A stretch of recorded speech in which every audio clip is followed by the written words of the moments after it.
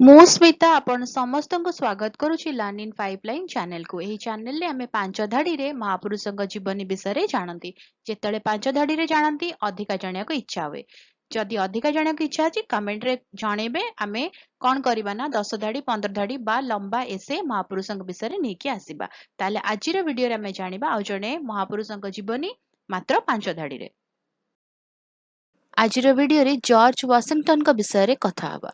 George Washington ଆମେରିକୀୟ ଇତିହାସର ସବୁଠାରୁ ଗୁରୁତ୍ୱପୂର୍ଣ୍ଣ ନେତାମାନଙ୍କ ମଧ୍ୟରୁ ଜଣେ ଥିଲେ ଏବଂ ଯୁକ୍ତରାଷ୍ଟ୍ରର ପିତା ଭାବରେ ଜଣାଶୁଣା। ସେ 22 ଫେବୃଆରୀ 1732ରେ ଭର୍ଜିନିଆରେ ଜନ୍ମଗ୍ରହଣ କରିଥିଲେ। ଯୁବାବସ୍ଥାରୁ ୱାଶିଂଟନ ସଚ୍ଚୋଟତା, ଶୃଙ୍ଖଳା ଏବଂ ନେତୃତ୍ୱର ଗୁଣ ଦେଖାଇଥିଲେ, ଯାହା ପରେ ଦେଶର ଇତିହାସରେ ତାଙ୍କର ଭୂମିକାକୁ ଆକାର ମିଳିଥିଲା।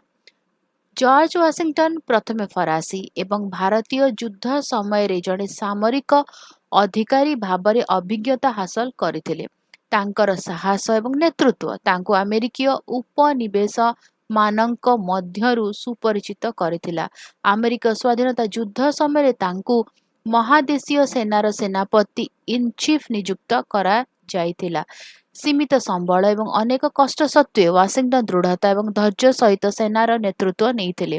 ତାଙ୍କ ନେତୃତ୍ୱ ଆମେରିକୀୟ ଉପନିବେଶଗୁଡ଼ିକୁ ବ୍ରିଟିଶ ଶାସନରୁ ସ୍ୱାଧୀନତା ହାସଲ କରିବାରେ ସାହାଯ୍ୟ କରିଥିଲା। ସ୍ୱାଧୀନତା ପରେ ଜର୍ଜ ୱାଶିଂଟନ ଯୁକ୍ତରାଷ୍ଟ୍ର ସମ୍ବିଧାନ ଗଠନରେ ଏକ ପ୍ରମୁଖ ଭୂମିକା ଗ୍ରହଣ କରିଥିଲେ। 1789ରେ ସେ ଯୁକ୍ତରାଷ୍ଟ୍ରର ପ୍ରଥମ ରାଷ୍ଟ୍ରପତି ହେଲେ। ରାଷ୍ଟ୍ରପତି ଭାବରେ ସେ ଏକତାରେ ବିଶ୍ୱାସ କରୁଥିଲେ ଏବଂ ତାଙ୍କ ବିଦାୟୀ ଭାଷଣରେ ରାଜନୈତିକ ବିଭାଜନ ବିରୁଦ୍ଧରେ ଚେତାବନୀ ଦେଇଥିଲେ। ଜର୍ଜ ୱାଶିଂଟନ ଦୁଇଥର ରାଷ୍ଟ୍ରପତି ଭାବରେ କାର୍ଯ୍ୟ କରିଥିଲେ ଏବଂ ତାପରେ ସ୍ୱେଚ୍ଛାକୃତ ଭାବରେ ଇସ୍ତଫା ଦେଇଥିଲେ। ଗଣତାନ୍ତ୍ରିକ ନେତୃତ୍ୱର ଏକ ଶକ୍ତିଶାଳୀ ଉଦାହରଣ ସ୍ଥାପନ କରିଥିଲେ। ସେ ବିଶ୍ୱାସ କରୁଥିଲେ ଯେ କ୍ଷମତା ଅଧିକ ଦିନ ପାଇଁ ଜଣେ ବ୍ୟକ୍ତିଙ୍କ ହାତରେ ରହିବା ଉଚିତ ନୁହେଁ। ଏହି କାର୍ଯ୍ୟ ନୂତନ ରାଷ୍ଟ୍ରରେ ଗଣତାନ୍ତ୍ରିକ ମୂଲ୍ୟବୋଧକୁ ଦୃଢ଼ କରିଥିଲା। ଜର୍ଜ ୱାଶିଂଟନ 1799 ମସିହାରେ ଦେହାନ୍ତ ହେଇଥିଲା, କିନ୍ତୁ ତାଙ୍କର ଐତିହ୍ୟ ବିଶ୍ୱର ଲୋକମାନଙ୍କୁ ଅନୁପ୍ରାଣିତ କରି ଆସୁଛି। ତାଙ୍କର ଦେଶର ପ୍ରତି ତାଙ୍କର ସାଧୁତା, ସାହସ ଏବଂ ନିଃସ୍ୱାର୍ଥପର ସେବା ପାଇଁ ତାଙ୍କୁ ମନେ ରଖାଯାଏ। ତାଙ୍କ ଜୀବନ ଆମକୁ ସ୍ୱାଧୀନତା ଏବଂ ଗଣତନ୍ତ୍ର ପ୍ରତି ନେତୃତ୍ୱ, ଦାୟିତ୍ୱ ଏବଂ ସମର୍ପଣର ଗୁରୁତ୍ୱ ଶିଖାଏ।